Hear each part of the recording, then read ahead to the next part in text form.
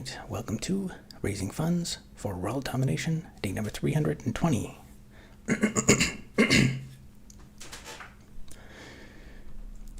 All right, for today's update, there are no updates other than I worked a bit on the next long-form video today. I tried to, I was planning to hopefully finish it, but the problem is I've been trying to put out one shorts per day, and I recorded the shorts I put out today. I recorded yesterday, and I just took a bunch more time to put finishing touches on it. That's the thing about making videos. It's hard to make videos when you're spend all your time making other videos. So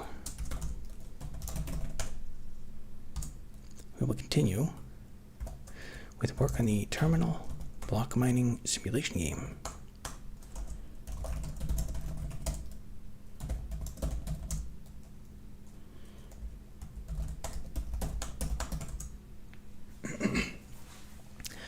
Orthoplex 64, how's it going? Turf B-Tax says hello, how's it going?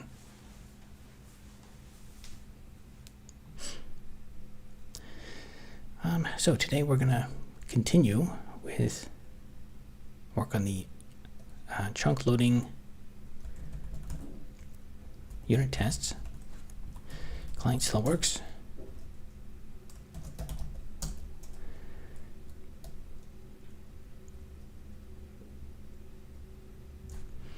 Oh, it failed. I didn't expect that.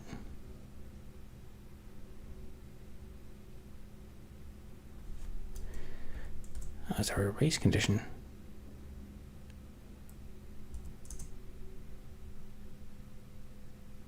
Oh, look at that. There is a race condition. Interesting. So it's not deterministic.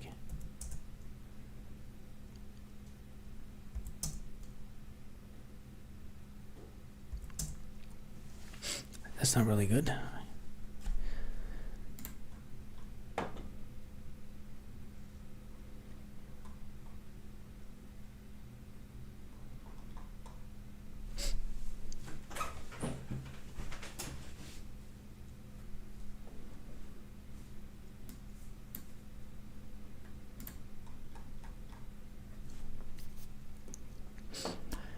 I thought it would be able to move on, but I guess not.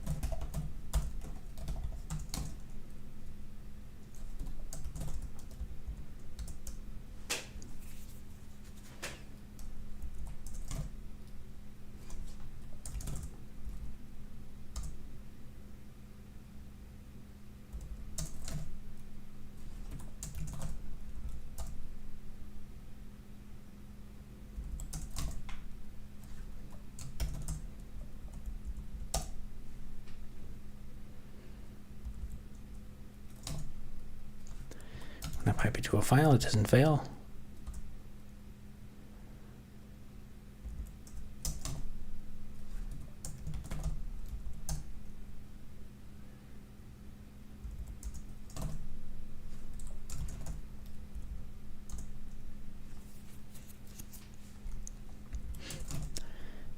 Okay, there we go.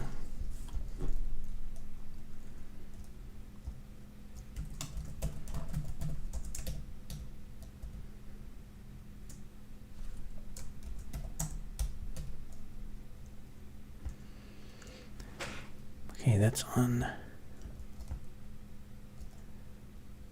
test.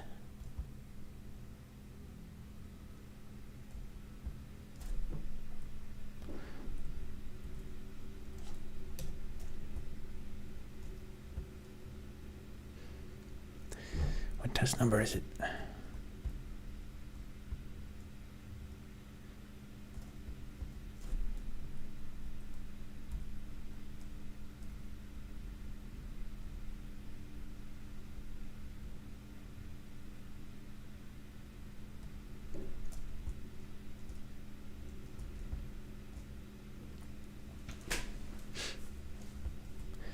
Test 99.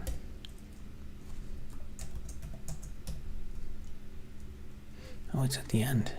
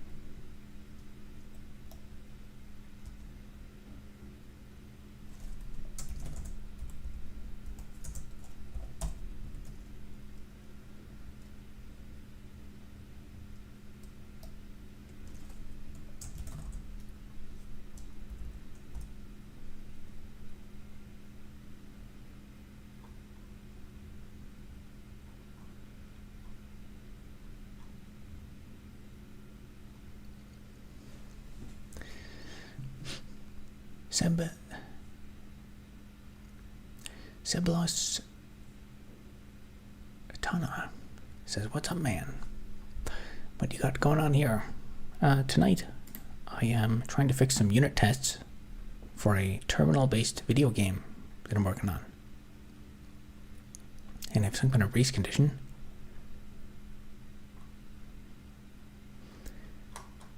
And I'm trying to figure out why it happens. So these unit tests are concerned with loading and unloading regions of memory as the game runs.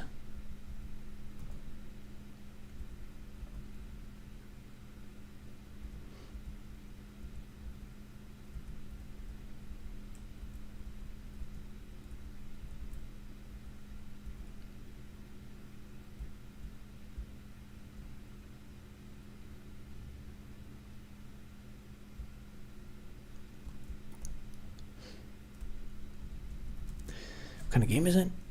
I'll show you.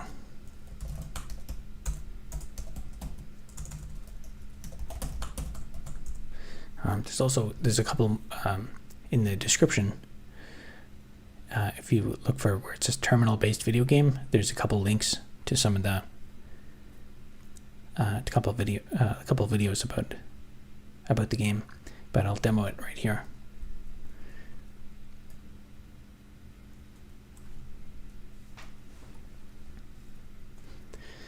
So it's a video game that runs purely in the terminal. You can wander around an infinite procedurally generated universe, and you spam the M key to mine blocks which show up in your inventory. You can go over here to the crafting recipe, and you can make a different type of pickaxe. You can mine out to a larger radius. And it works purely in the Linux terminal, and everything is just characters, Unicode characters on the terminal. We get some ore.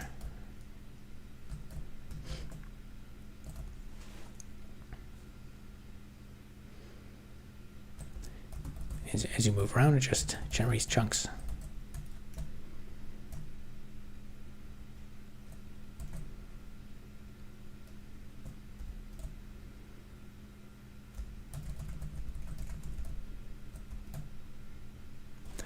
And that's the basic game loop.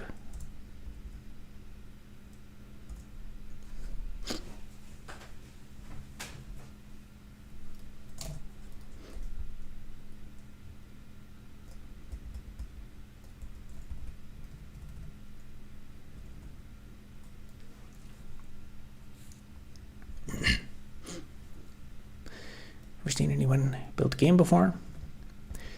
Yeah, I'm to be honest, I'm not really even a game developer. Most of my stuff has been more like academic and teaching stuff. As for releasing it, it's available right now. You can clone. Actually, well, the latest version is not good, but the latest, you can try out the latest release version. There's a link in the description to the GitHub. And the last time I pushed was like early March. But there's some bugs in that version. What do you do for work? Are you in academia? Historically, if you want more on my life history, I have lots of spelled it out in lots of videos on the channel. 2014, I graduated from software engineering. In my undergrad, I did a whole bunch of co-ops, different companies, Amazon, NVIDIA. Then I decided to start my own business. I figured I would do, because the world runs on software, I would give write software for like small businesses. And I did get a few contracts initially, but the contracts were always like unstable, and people always pay late, or just like not pay. The businesses go bankrupt, and just poor quality clients. And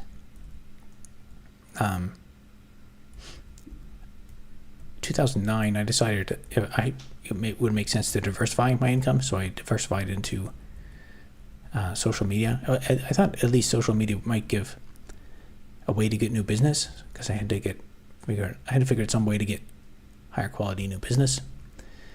So I figured I'll start doing like social media stuff, start playing around with Facebook ads and stuff. That did not lead to any good consulting work, but the only platform I saw a bit of growth on was YouTube. And then slowly, YouTube actually completely replaced the consulting income last year. Although currently, YouTube revenue is way down, and actually the software consulting world is seems almost obliterated now. Like it was okay in like 2015, but it kind of just kept getting worse and worse and worse. And I would imagine today with all the layoffs and stuff and all the AI stuff, it's probably abysmal. I can't even imagine how bad it would be. A lot of the market for that ended up being, for the prospective market for what I had to offer would end up being startups. Startups, for like big companies, they just hire full-times, but startups could appreciate it's more difficult for them to attract talent and stuff. So there was more of a business model there, but also it's not as many startups doing like building up some SaaS product or something like that, because a lot of those have already been built, and people today are just trying to do it with AI.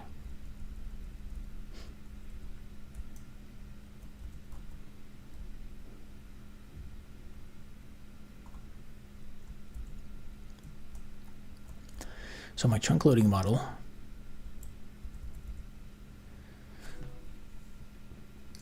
is generating signals to make it known when a chunk loads.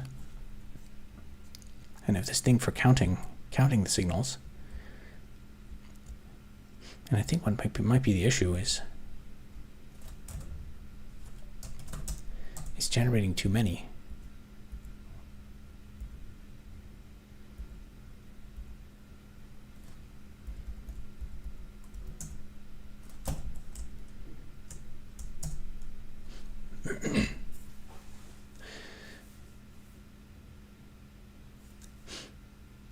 Excel Trex says, I really liked your how to make a CPU video. Sent me down a huge rabbit hole of learning about how all chips are transistors made of crystal, and how the best ones are only made in Taiwan. Nice. That was my intention, just to kind of pack all the words together so that we have a starting point to Google everything. I also made I have some other videos about silicon, so the how to make a CPU video, that one has like almost 20 million views now, but I have a few other videos on silicon that only have like a handful of views. So if you, I think it's actually just called how to make a CPU playlist on my channel, or I think it's called a course playlist, same thing.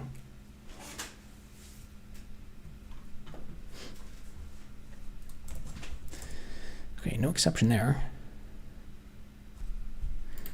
An exception.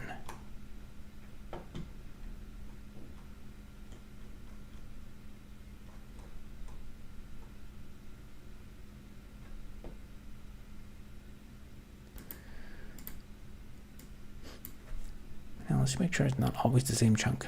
051.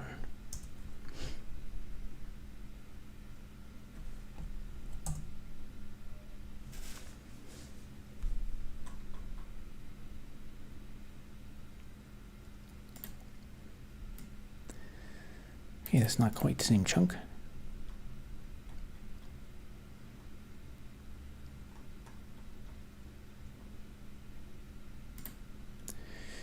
That is surprising.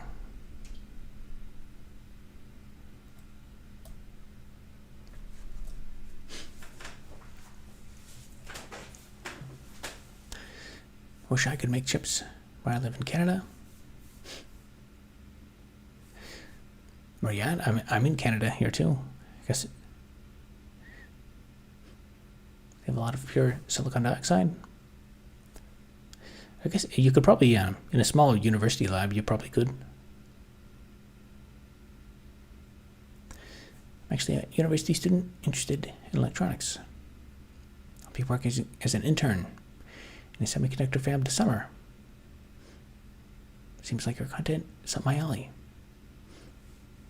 Yeah, I guess you both must be here from the how to make CPU video. That makes sense.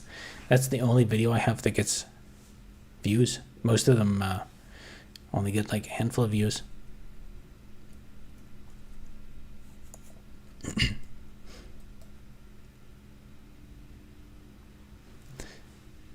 They have a fab for rent at my uni. Don't know if I'm smart enough though. It's probably not about smart enough. It's more about like ambitious enough. You could probably, like, I think making a simple transistors and stuff, like it's easy. You could have like one transistor on the whole wafer, and that's just like adding a couple chemicals, even though it's like kind of wasteful and it's not very useful.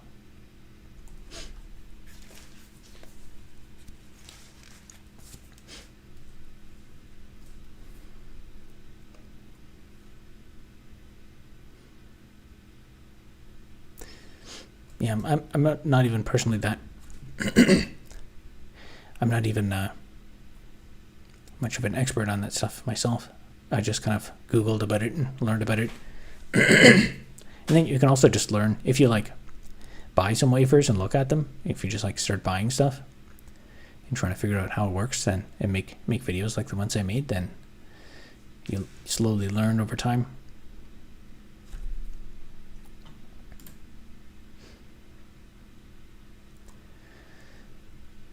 So I think my exception happens when basically I go to like clean up.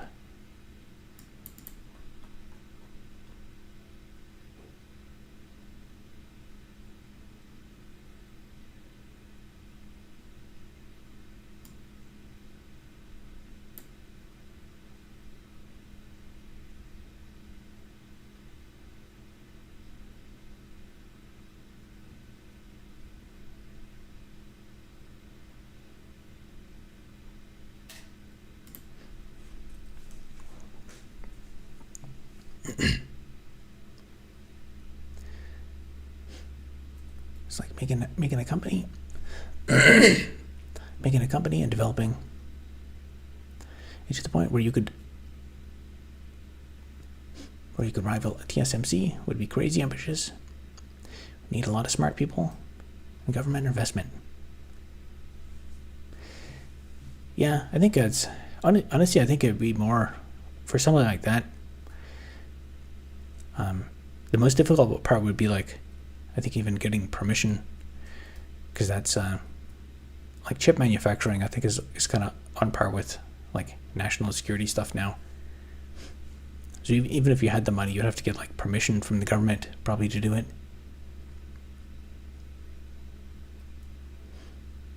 Must be already people trying. Yeah, for a lot of that stuff, like a lot of the semiconductor companies, it's not like one person in a basement. It's like a company that starts day one with $300 million, and then they make chips for a few years, and then they just like get acquired and then disappear.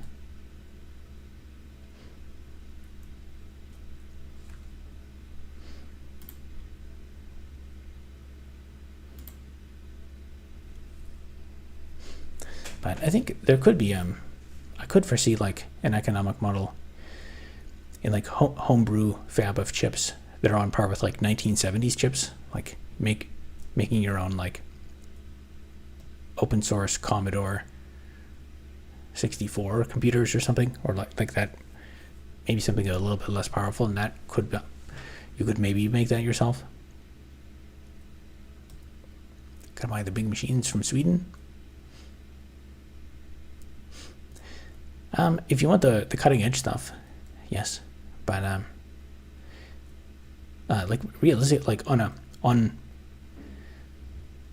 more macro scale, if you look into like how printed circuit board etching is done, like just look into into that stuff, and like with printed circuit boards, you like you'll do you'll do etching to get the traces, the copper traces for the PCB, which can be like multiple layers, and then you have a pick and place machine that physically puts the components on it. Whereas with actual semiconductor manufacturing, the like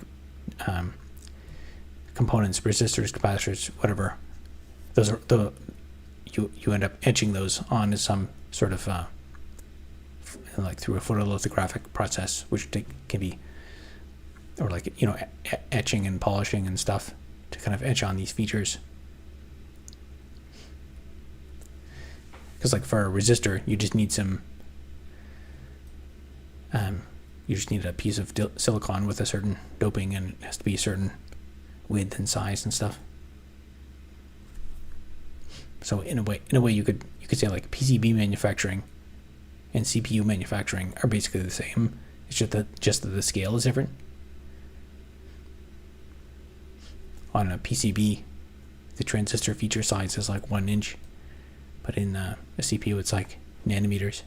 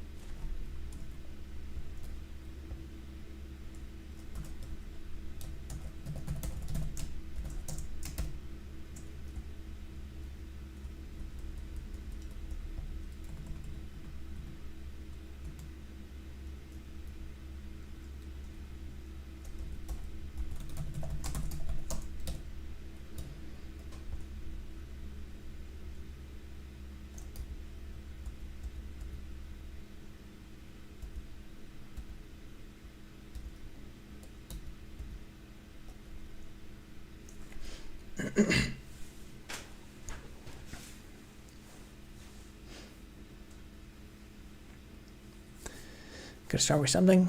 Yep. What are your thoughts on the AI bubble?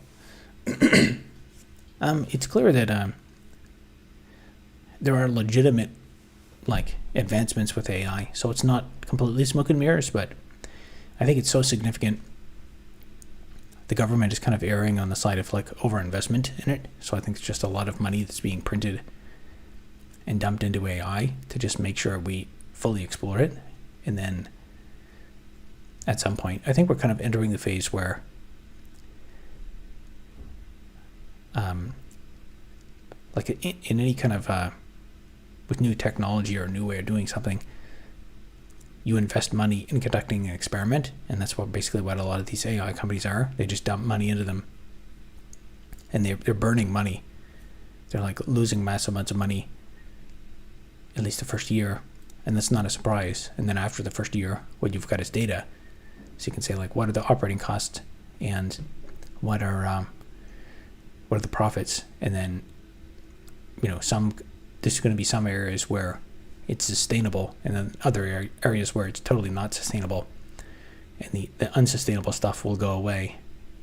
But other stuff I've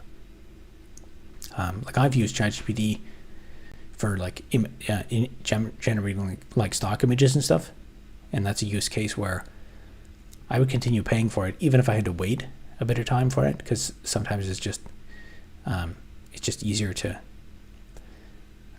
get a stock image.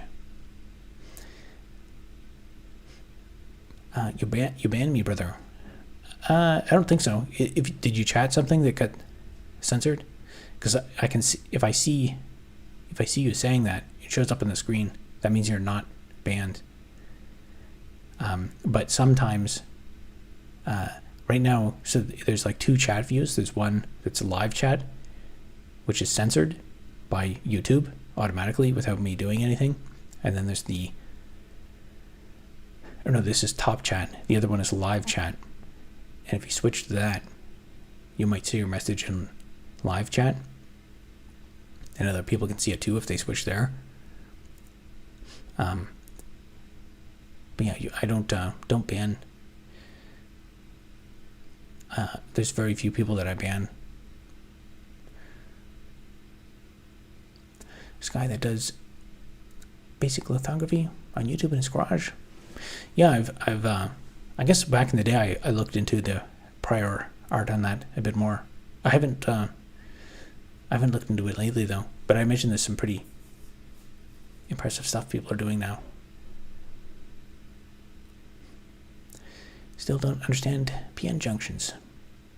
I get the depletion region is from a light between diffusion and electrostatics, but still confused with the one-way current mechanism and such.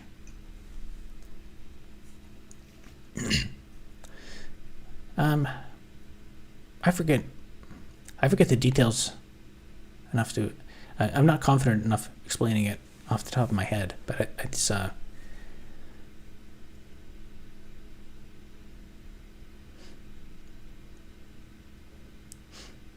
Yeah, I remember watching some animations about it, and I was like, "Oh, that's convincing," but I can't not confident enough to explain it now in the actual the condensed matter physics. That's the category of physics you have to go into for all this stuff. Honestly, the condensed matter physics, there's a lot of really interesting stuff. Like if you go into like really abstract crystal structures, and like if you think about the arbitrary cases of having like arbitrary junctions between molecules with different electron orbitals and stuff, and that the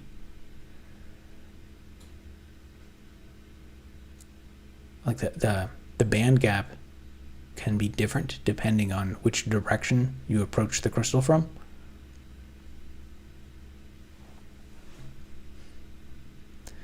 Have you seen the machine that TSMC and Samsung uses?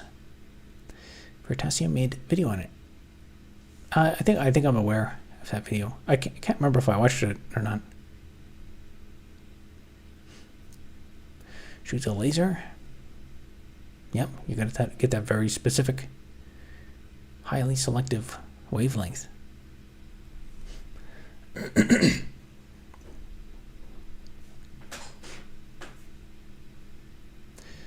Current can only flow in one direction due to the electrostatic potential.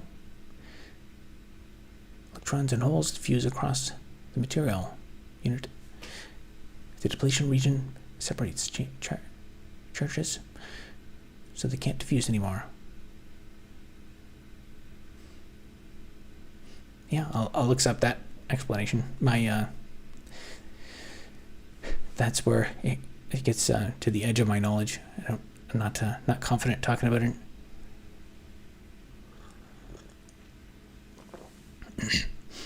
There's also a lot of the like with that type of physics, a lot of the kind of like textbook descriptions are like ideal models. I wish I guess most physics is like that. It's like assume this thing doesn't have friction and it doesn't have this and that.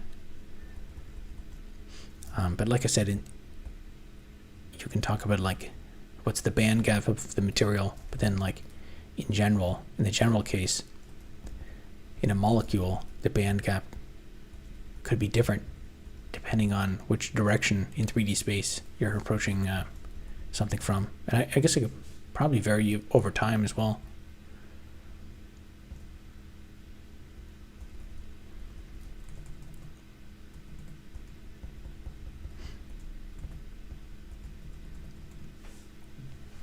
You got to think about doping and stuff, and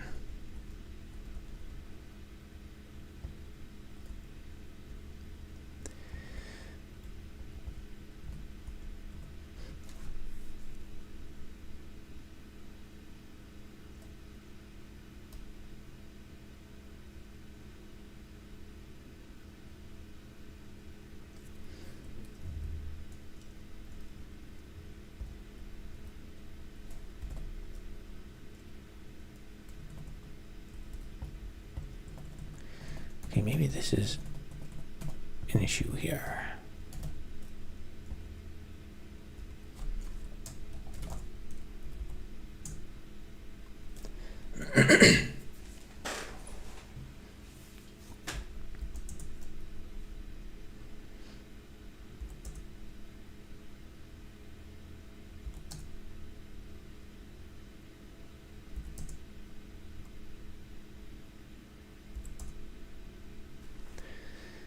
Okay, that would make sense.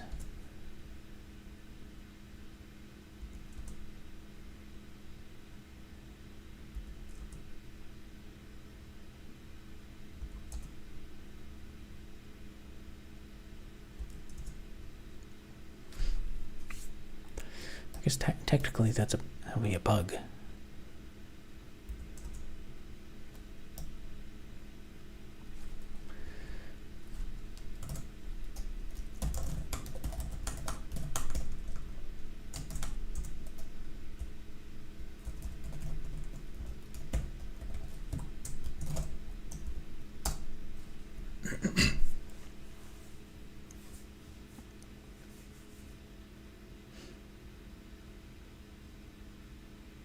It's not DNS. There's no way it's DNS. It was DNS. Yep, it's always DNS. Sorry, man, don't mean to distract you from your work. Just enjoying the conversation. No worries. That's, I guess that's the whole point of live streaming, so that people can distract me from coding.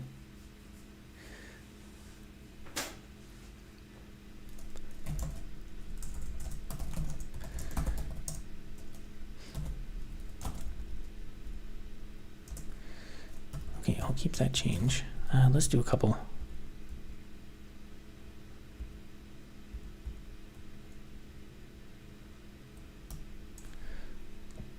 Let's do a couple more.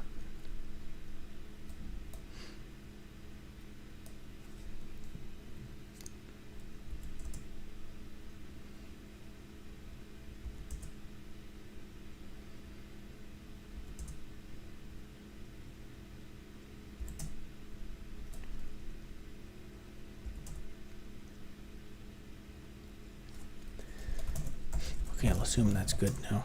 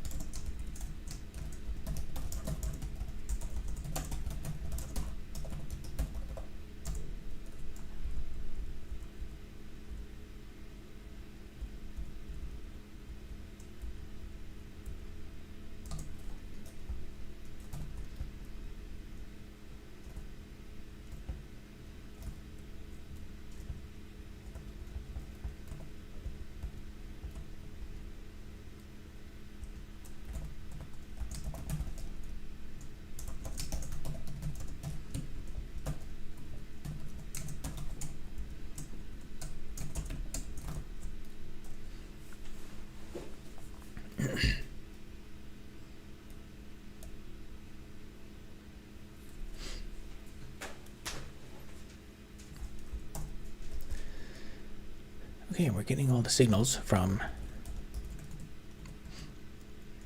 the chunks that are supposed to become pending.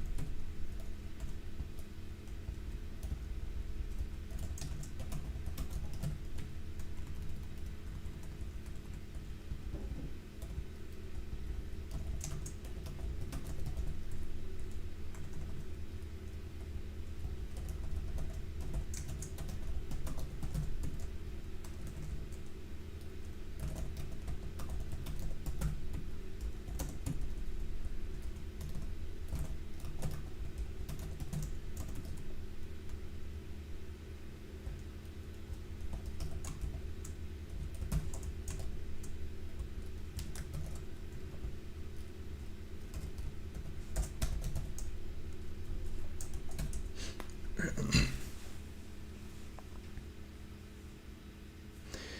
say you arranged the video to get people thinking and Googling about CPUs. Ever tried to make CPUs? What was the reason you wanted to get people thinking about it?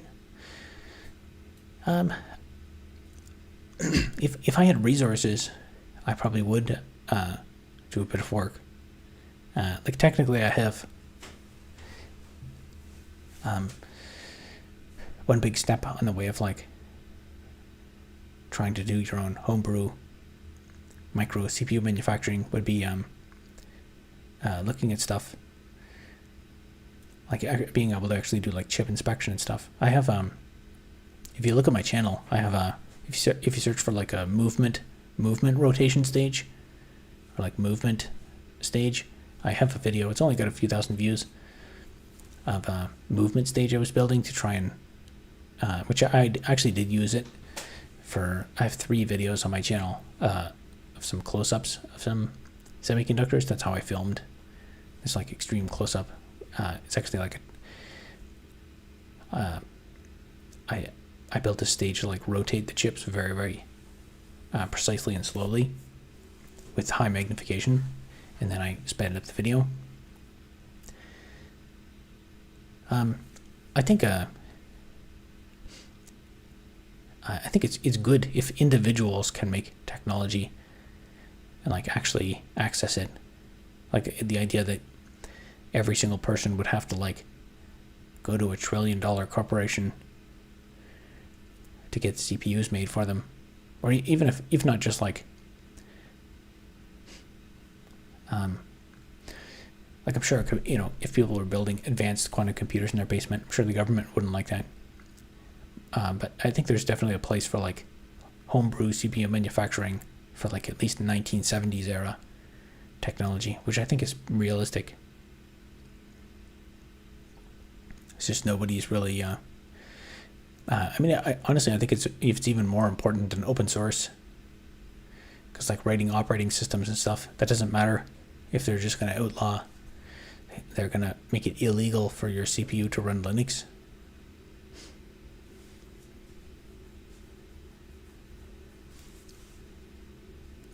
Want to train us for making them at Axel Heiberg? Yep, that's going to be it's going to be a facility there for making. Everyone there'll be a course on like make your own Commodore 64 computer.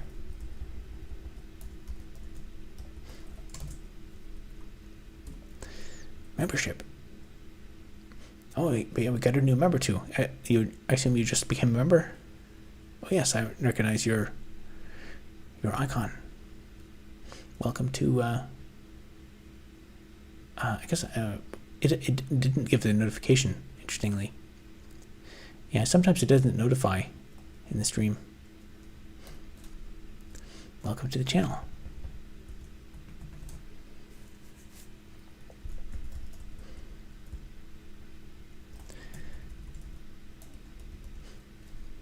Didn't this time? Yeah, I'm not sure. It might be like maybe it's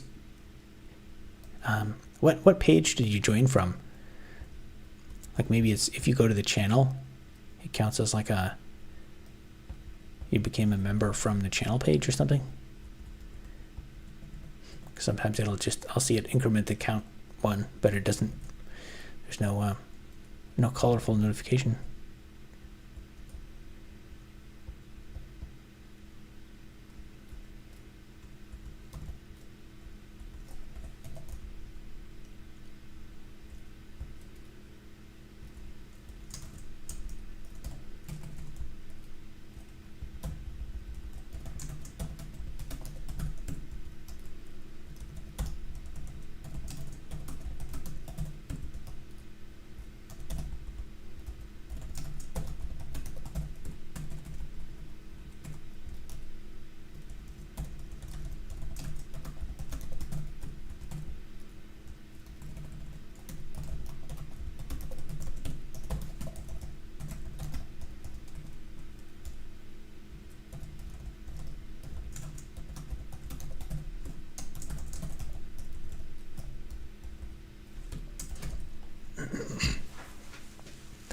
What are you making?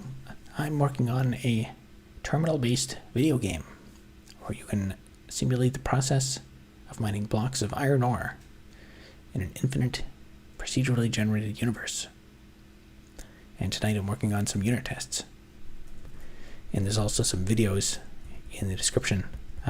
If you look, the title's Terminal Block Mining Game, I think.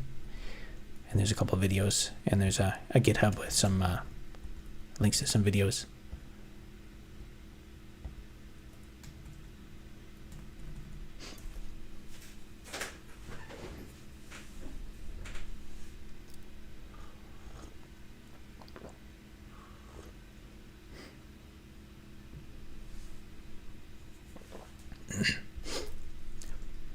That's cool. Thanks. Glad you think so. Okay, let's figure out how to keep track of the chunks as they become available.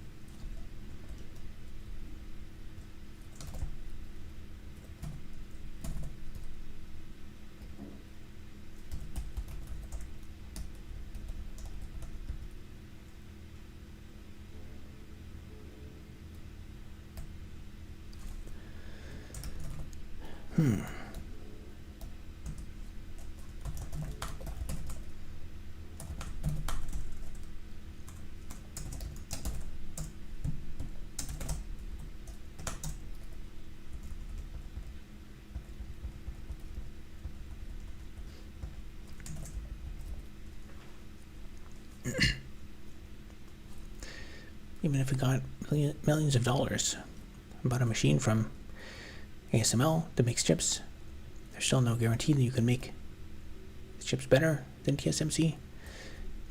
I would say there's still no guarantee. I would say there's almost a guarantee that you could not make them better. It's like making the cutting edge of, like, I don't know, whatever it is. Like the cutting edge transistor features are like a few atoms wide, and when you get that small, like it is, you are really like in. I mean, if you want to do like some like a homebrew etching or something like that. Technically, the technology of like photographic film, like with the silver nitrate film, that was invented in like the year 1900, and that is basically, in a way, that is photolithography. And there's a term like just like lithography. Like if you go to eBay and type in lithography, you'll get all these like lithographic plates that people made, like in, you know, their paintings and stuff, like there's artwork that's existed for a long time. So to etch things using lithography, that's an old technology. And the challenge becomes how small can you make the thing? And like in the 50s, 60s or whatever, spies used what we call microdots, which I guess would have basically been the same kind of thing, where they'd take some information and then just have like an optical system, and then just like, make, like, you can use a magnifying glass to make something big. But you can also go the other direction if you have a mask pattern. So that part is like, the gist of it is simple. But when you start when the size of your features gets close to the wavelength of light, or even when it starts getting like, less than 10 microns or something. The other thing is, from like thinking about all this, I kind of think the conclusion that atoms are not as small as I thought they were. Atoms are actually pretty big.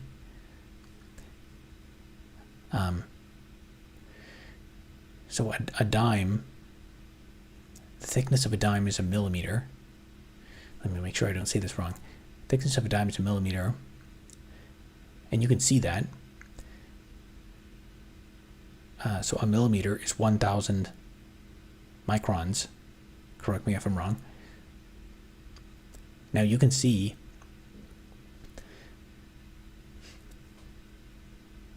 if you had something like the edge of a dime is very visible macroscopically.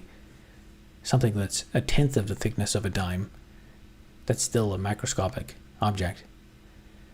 So at that point you're down to 100 microns. And if you just shave that off, that's still kind of on the order of what you can see. And I actually have some chips that I've measured some of the square bond points on them, and like, my vision is not great, and I can see them, and they're these little squares that are like 100 microns on each side. So to go smaller than that, and I think you can Google it for what is the limit of what the smallest object the eye can see. And there's some stats on it, but I thought about it. I'm pretty sure actually the like, what if you type into Google, like, what is the smallest feature on a page that something can see, I think the answer you'll get is like not even correct or empirical. If you search for it, there's actually, someone did an experiment where they can find one atom, and then they like shine a laser at it, and like they made it, at least as far as they claimed, it's possible. And there's a YouTube video of a guy demonstrating, like, showing one atom. So there's like, he apparently has one atom that's confined in space, and then it's just like shining a laser or something at it, so it's one atom emitting a whole bunch of photons, and like, you can see it. It's just like a glowing atom. So what are you coding for? Terminal-based video game. There's some links in the description if you look for terminal-based video game. Gonna bounce. Good luck on the game. Thank you. Really cool how they make little pictures on them.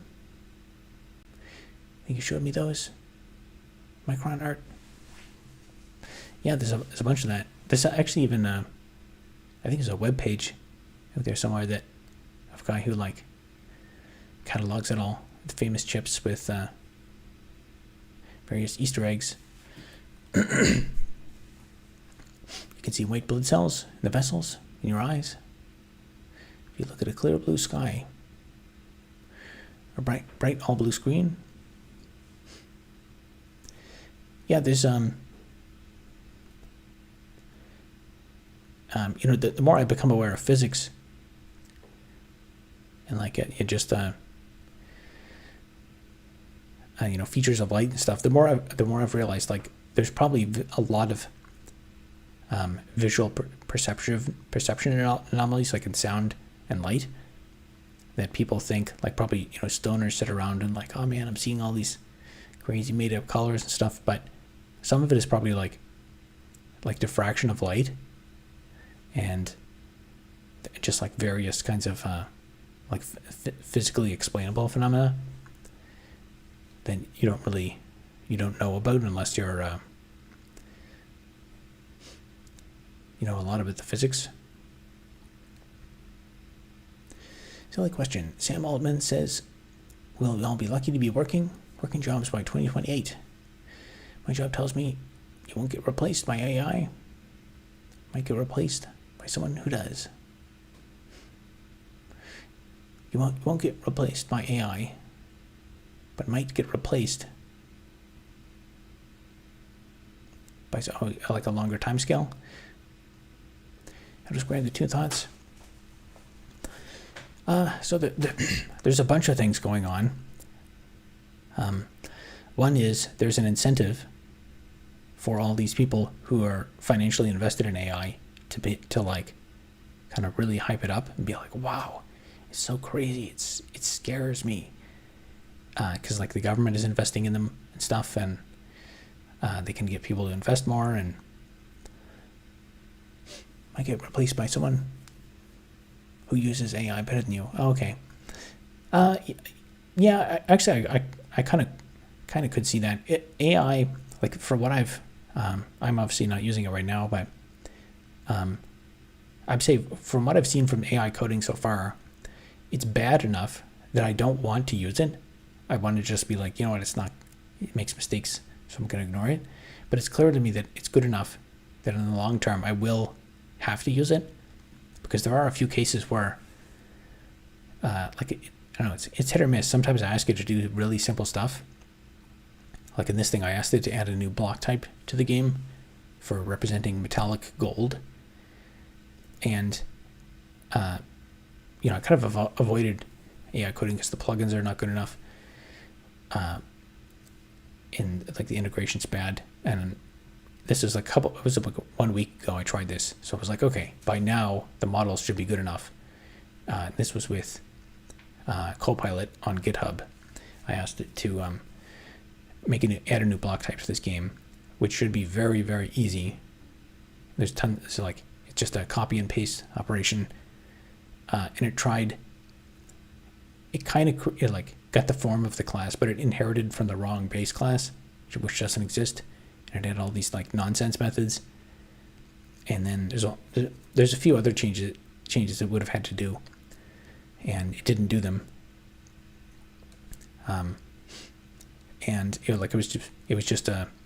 was kind of disappointing. It was, I don't know, I kind of got the gist of it, but it's not good enough, and it's like a simple task. I could just do it myself. Then there are cases where I've asked it to generate a class that is like this other class, but it has this method and that, and it would give me something. I'm like, wow, yeah, it did it perfect on the first try. In terms of like AI replacing everyone, I think fundamentally we have a whole bunch of issues with the economy. Like on one hand, you have all these billionaires. There's two really significant contradictions we have right now. We have all these billionaires saying like, we're going to have universal basic income, we're not going to have jobs, like AI is going to do everything for us, we're going to have like unlimited abundance. But then when you walk around anywhere in the real world, we have a shortage of housing, food is getting expensive, and like the basics of life have never been more difficult to obtain. Like you have unlimited access to junk food and like cat videos and stuff like that, but like the real stuff, in like healthcare, you go to the hospital, it's like so common now to go to the emergency room, and like I saw a video yesterday about like 18-hour wait times in the ER. So like on one hand, I see that AI is getting better at fixing this stuff. So the AI is clearly doing stuff. It's making progress. But if you just like walk outside and look around the real world, and go walk by the homeless encampments and talk to the homeless people about how AI is helping them find food and build housing and stuff like it's just these two different realities need to kind of clash together. So I don't see how we can have this unlimited abundance. Everyone's at a work on universal basic income, and these two things, what may happen is, companies may try to cut workers completely out and steal all the resources. But then how do people fit into the economy? It's just there's some significant dislocations that are happening in the economy. And my perspective on it is that fundamentally the reason we have jobs is because jobs solve problems. As long as there are problems in society, it will make sense to have jobs that consist of solving the problems. If everyone got laid off and got depressed because they don't have a job, they don't have purpose, we would just invent. We would have a job of people going around and talking to people who are depressed, or therapy, or get a meetup groups, government-sponsored meetup groups for people who are depressed or something. So AI is getting better, and even if it gets better at this code stuff, I think what's gonna ultimately slow it down, if we get actual superhuman general AI that's knows how to solve every problem and solve cancer research and stuff like that. If it solves to fix cancer, there's probably data you need. So the first thing a cancer solving robot would do is it would say, okay, build me an experimental research lab. And then it would say, order this science equipment, order me a Erlenmeyer flask. And then you got to order the flask and get the flask and then do the experiment and then feed it back in.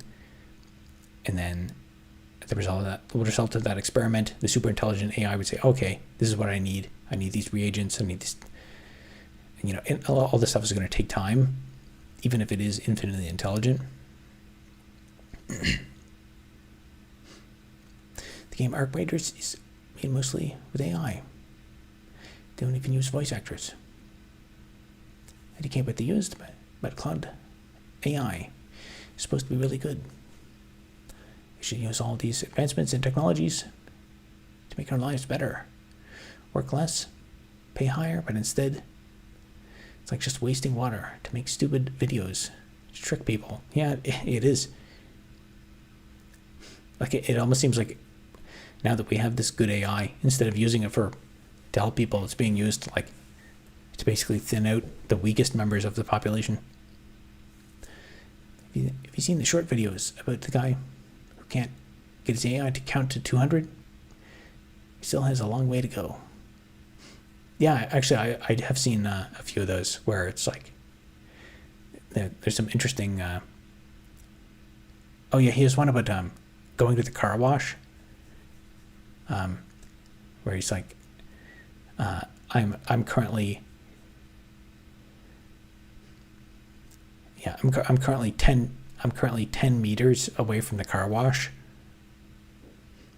Should I take my car or walk? And it's you should walk. And then it just goes in a circle. Can you tell how you got here? Your journey? I have a video. I have videos on my channel that describe that in detail. There's another one where it uses camera to show chatbot upside down water glass, and it couldn't figure out that all he had to do was use the glass, was turn it over. Yeah, I think I saw that one too. 45 more days till when you're. Still don't know who you are, but I'm still jumping in to say hi. Thank you. We were supposed to be doing the hard stuff and fun stuff. AI is supposed to be doing the hard stuff. It's the other way around. Yep. Thanks for the insight. Sorry about the typo. I'm still grappling a lot and trying to figure out the path forward with my career. Yeah, it's we're in a strange time right now. I'm not sure how old you are, or if you're in school or not, but I think the AI, everything in AI now seems rosy because we're in like the experimental phase. Like it is conclusive and 100% confirmed in my view that AI has economic benefits. Like just in my use case for making like clip art and like making like fancy titles and stuff. Just using ChatGPT to say like generate an image of like this person, a deer jumping over like this or that, or like some like really specific piece of clip art to hire an artist to do that, like a freelance artist, and finding the artist and stuff. It'd be like take like a month to probably find the artist, and then the artist would want like $1,000 for the custom piece of artwork. But to ask ChatGPT to do this, it's like, near instantaneous. And even if I had to wait like 24 hours or a week, it would still be worth it to me. So that case is economic, I think. It depends how much it costs to generate. But there's a ton of money getting thrown into it. And we're probably now approaching the point where people, like the investors, are going to look in, like how much money's been spent to develop OpenAI and what are the revenues. They can continue losing money for a while, but if at some point the experiment is over and you have to say like, okay, these specific things are losing money, so either you have to stop doing this or make it more efficient. And once a few AI projects, once the money stops flowing, you're going to see a whole bunch of these AI companies go away, and the optimism is going to dry up quickly.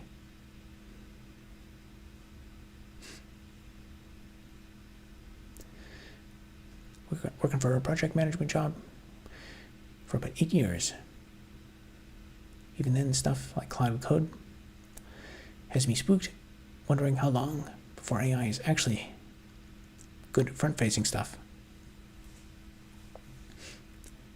I think being human. I think like the thing that humans do is probably gonna it's probably gonna change, because like human relationships, even in like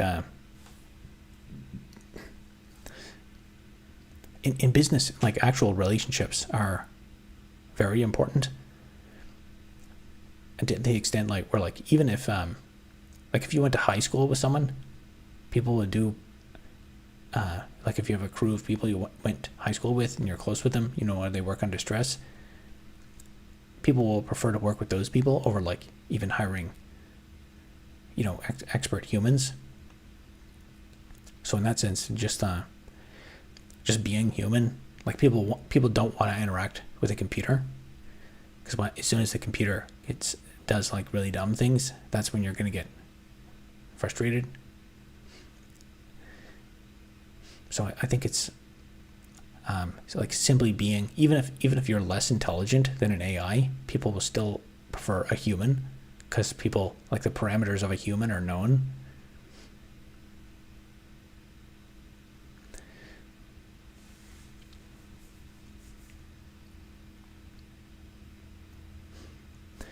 Can't see those guys promising an AI data center in space, sticking around long term. AI data center in space. I think I saw one person like talking about that. I don't think that makes any sense, because if you put something in space, like a data center generates heat, and if it's a closed system, you have nowhere to just discharge the heat to. So if you have a data center in space, it's very quickly going to get incredibly hot, and then you have no way to discharge the heat, because there's no physical media. I guess unless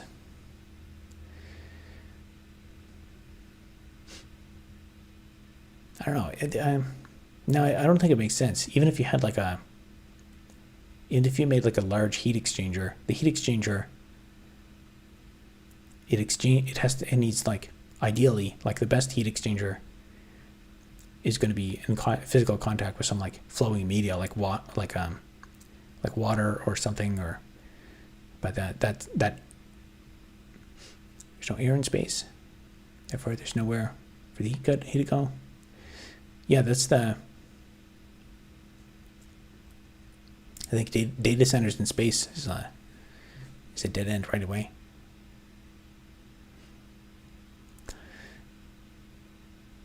Night, Robert. Nice to digitally meet you via text. Have a good night. Suggesting data centers in space indicates Elon lacks physics knowledge. Oh, did Elon suggest it? Oh, I mean, clearly Elon knows about physics. So I can't, there has to be something I'm missing there. Either like Elon is lying, or I haven't understood what's being proposed. But I don't know. So I don't know. Sometimes Elon promotes stuff that I think he doesn't even believe in, just because it's like it's trendy, and he can use it to get money. I think the heat exchange problem would, like maybe on the moon or something. Because the temperature of the moon is probably quite low, but that heat exchanging problem, that's like the first thing I would want to know about is how do you discharge the heat? Where does the heat go for the data center? I guess that's if you're like doing it, if you think there's an intrinsic advantage, if it's cost efficient. I could definitely see reasons to have data centers in space out of necessity. Like you need, like Mars needs communication satellites orbiting around Mars if you want to like have a like you need the infrastructure there to do stuff.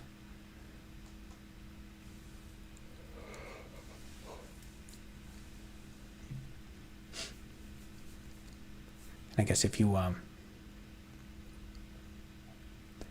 if you're doing computation in space, you probably want some like local GPU power if you're living there. Otherwise, you need to send the job over your data link back to Earth, which might be slow. Late again, that in space, the most significant heat exchange is through radiation, which is also the least efficient way to transfer heat. Yeah, that's why I thought, I don't know, I guess you're implying Elon said something about data centers in space. I'll have to Google that, see what, there's got to be something I'm missing there. Because as much as people hate Elon, like he did build all those rockets and stuff, I figure he has to know something about heat dissipation.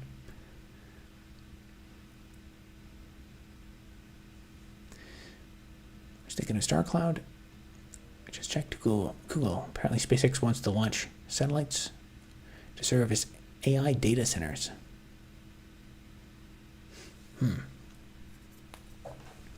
Satellites as AI data centers. I guess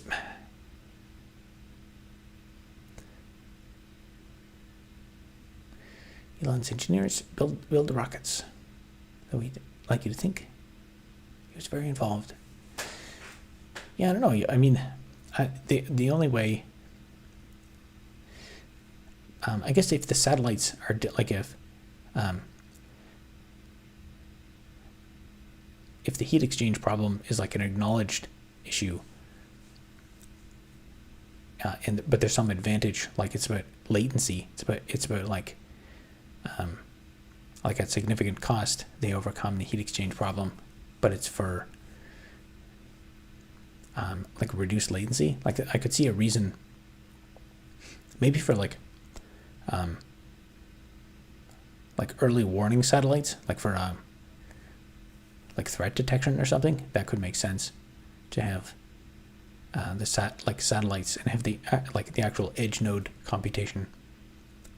And that would also help with security too, because if you had some kind of model that was like monitoring the Earth and like looking for, it's like watching for rocket launches and stuff, you probably wouldn't want that code running on the ground. It probably would make sense to run it on a satellite, and that's the only way I could make sense of that.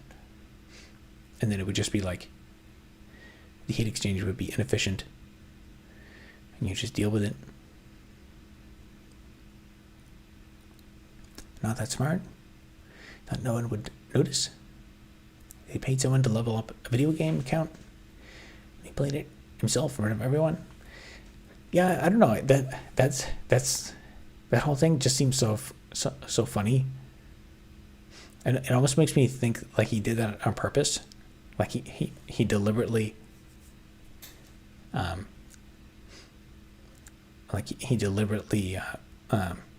engineered that conspiracy, like the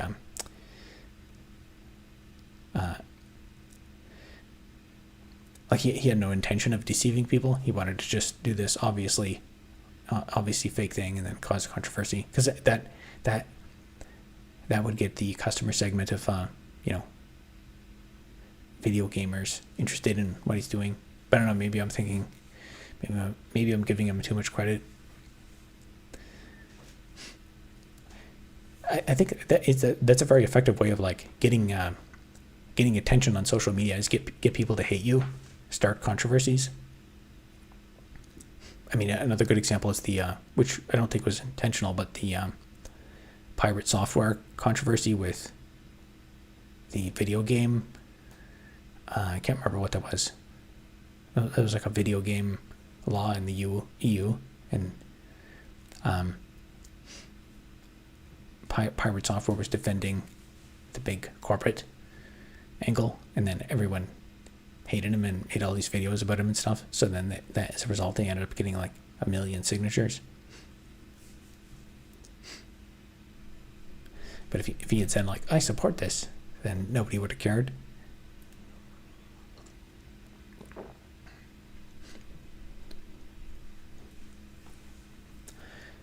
My bet is that Elon wants to leech some funding to work out cooling in space for his lunar Mars landers. Maybe. I mean, to operate, like to be successful at that level, you would have to like. I mean, they say people give like all these theories of these famous people, and they're playing like 4D chess and stuff like that. But if you are playing in that league, like it's your responsibility to try and play 4D chess. So you may and if you're playing checkers, then you're not going to survive. You'll get out competed. So who knows? All right, I got a little bit done tonight, although we did not advance the tests.